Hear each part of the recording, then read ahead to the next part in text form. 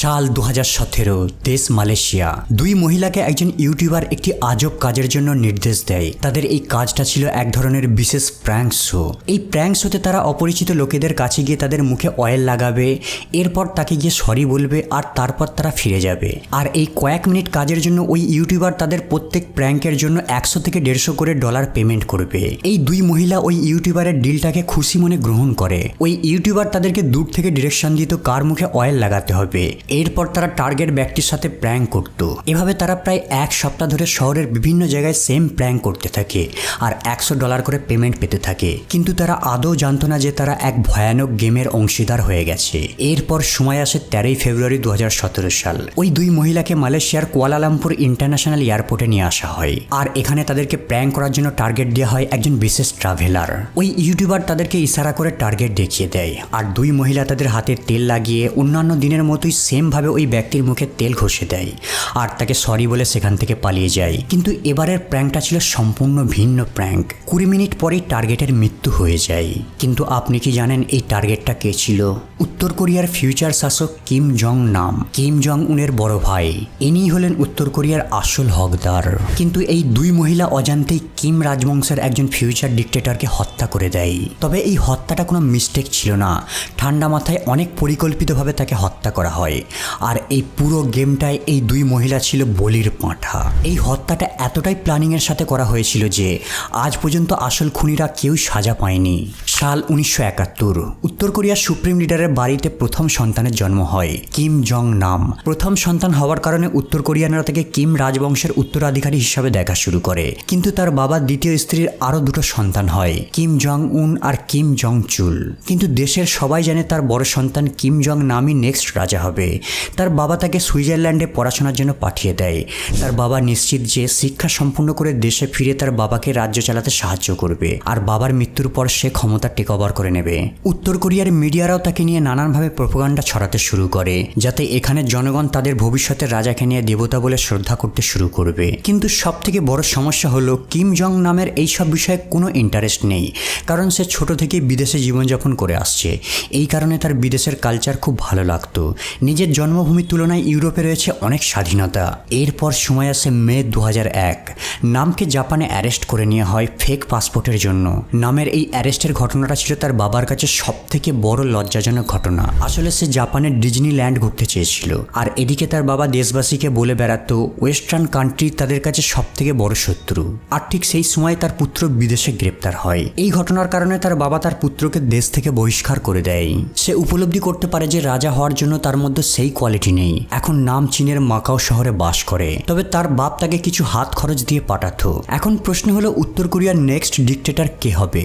এই দুই ভাইয়ের মধ্যে একজন। যখনই কিম জং নামের দেশ ত্যাগের ঘটনা প্রকাশ হয় সেই সময় থেকে অলরেডি আমেরিকার সিক্রেট এজেন্ট সিআইএ তার সাথে কন্ট্যাক্ট করা শুরু করে দেয়। সিআইএ এর মূল কাজই হলো শত্রু দেশের গোপন তথ্যকে বের করা আর কিম জং নাম তাদের কাছে একটা পারফেক্ট টার্গেট ছিল। সিআইএ নামকে প্রচুর টাকা দেবার প্রলোভন দেখায় যাতে সে তার দেশের সব গোপন তথ্যকে তাদের কাছে ফাঁস করবে। নাম এর পরিণাম কতটা ভয়ানক হতে পারে আগে পিছু না ভেবে কিছু টাকার আশায় সব তথ্য লিক করে দিতে থাকে, কারণ নাম জানতো তার বাবা কখনোই তাকে হত্যা করবে না। প্লাস তার বাবার হাত খরচের টাকা তার কাছে যথেষ্ট মনে হতো না। কিন্তু সাল 2008 সুপ্রিম লিডার কিম জং ইল মারা যায়। কিম ইলের মৃত্যুর পর তার ইয়ং সন কিম জং উন উত্তর কোরিয়ার শাসন পদ গ্রহণ করে। কিন্তু কিম জং উনের রাজ সিংহাসন দখল করাকে তার বড় ভাইয়ের পছন্দ হয়নি। সে চীনে বসে বসেই তার ভাইয়ের বিরোধিতা করা শুরু করে দেয়। সে তার ভাইয়ের বিরুদ্ধে জাপানি জার্নালিস্টকে একটি মেল লেখে। সে কিম জং উনকে একজন জোকার বলে ব্যঙ্গ করে। তার মধ্যে দেশ চালাবার মতো কোনো অ্যাবিলিটি নেই। সে প্রেডিক্ট করে যে খুব জলদি তার সরকার ভেঙে যাবে। আর এটাই ছিল কিম নামের জীবনের সবথেকে বড় ভুল। কিম জং উন তার ভাইকে দেশের জন্য একটা থ্রেড মনে করা শুরু করে। তাই ভিতরে ভিতরে সে প্ল্যান করা শুরু করে দেয় যত দ্রুত সম্ভব তার ভাইকে হত্যা করতে হবে, না হলে তার ভাই একটা সময় তার সর্বনাশ ডেকে আনবে। উত্তর কোরিয়ার সরকার অলরেডি তাকে হত্যা করার ছক কষে নিয়েছে। এখন কেবল তাদের প্রয়োজন সঠিক সময় আর সঠিক জায়গা। এরপর সময় আসে সাল 2017। সিআইএ নামের সঙ্গে কন্ট্যাক্ট করে আর ইনফরমেশন কেনার জন্য তাকে মালয়েশিয়া আসতে বলে। নামের পয়সার খুব প্রয়োজন ছিল, কারণ বাবার মৃত্যুর পর তার ছোট ভাই কিম জং উন দাদাকে টাকা পাঠানো বন্ধ করে দেয়। তাই মালয়েশিয়া যাওয়াটা তার কাছে বাধ্যতামূলক ছিল। কিন্তু সে জানতো না যে এই সময় উত্তর কোরিয়ার এজেন্টরা তার প্রত্যেকটা মুভমেন্টকে ফলো করে চলেছে। নামকে হত্যা করার জন্য এই সুযোগটাই ছিল তাদের কাছে পারফেক্ট। কোরিয়ার এজেন্টরা একটা দারুণ প্ল্যান করে। তারা এমন দুই দুইজন সরল সাদাসিধে ব্যক্তিকে খোঁজে যাদের উপর নামের হত্যার দোষ চাপিয়ে দেওয়া হবে। আর ভাগ্যের চক্রে তারা দুইজন ব্যক্তিকে খুঁজেও পেয়ে যায়। সিটি আসিয়া, যে মালয়েশিয়ার একটি ছোট্ট হোটেলে কাজ করত, ডন তিহুং, যার বাড়ি ভিয়েতনামে। এই দুই মহিলার কাছে কোরিয়ান এজেন্ট একজন জাপানি ইউটিউবার সেজে উপস্থিত হয় আর তাদেরকে প্র্যাঙ্ক স্টার জব করার অফার করে। 15 মিনিটের কাজের জন্য তারা $100 করে পাবে।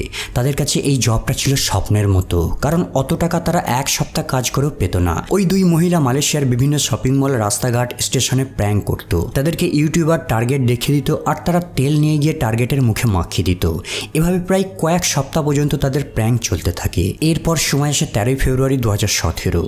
ওই দিন তারা প্র্যাঙ্ক করবে কোয়ালালামপুর এয়ারপোর্টে একজন ট্রাভেলারের সঙ্গে। নামকে হত্যা করার জন্য মালয়েশিয়া ছিল উপযুক্ত লোকেশন, কারণ মালয়েশিয়া এমন এক দেশ যেখানে উত্তর কোরিয়ানরা ভিসা ছাড়াই আসতে পারে, আবার যখন খুশি পালাতে পারবে। মালয়েশিয়া আসার সময় থেকেই সকল কোরিয়ান এজেন্ট তার উপর নজর রেখে চলেছে। নাম কোয়ালালামপুর এয়ারপোর্টে পৌঁছানোর পূর্বেই ওই জাপানিজ ইউটিউবার দুই মহিলাকে নিয়ে অলরেডি ডিপারেচার হলে বসেছিল। সবকিছুই প্ল্যান অনুযায়ী চলছিল।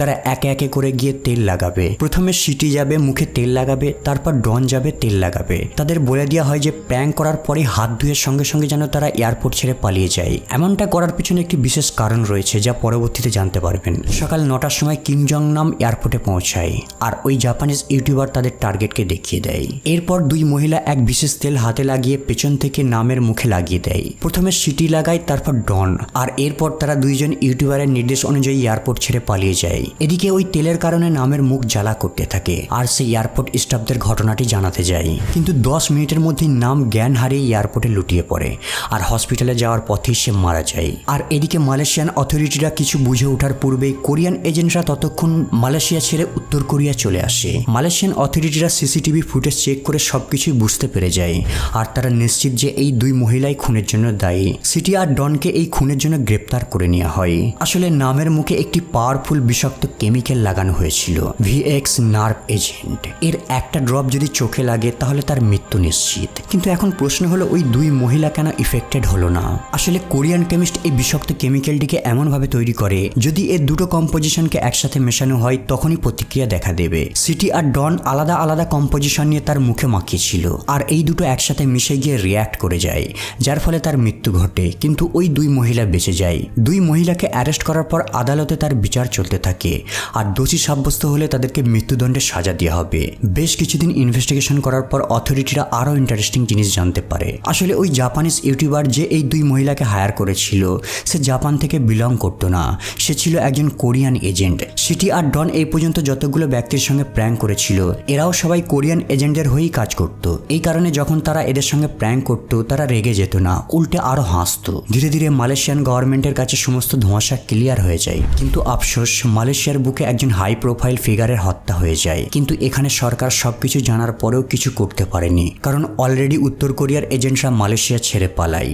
2 বছর পর এই দুই মহিলাকে নিরপরাধ বলে রিলিজ করে দেওয়া হয় আর তাদের উপর আরোপ লাগানো সমস্ত চার্জকে বাতিল করে দেওয়া হয়।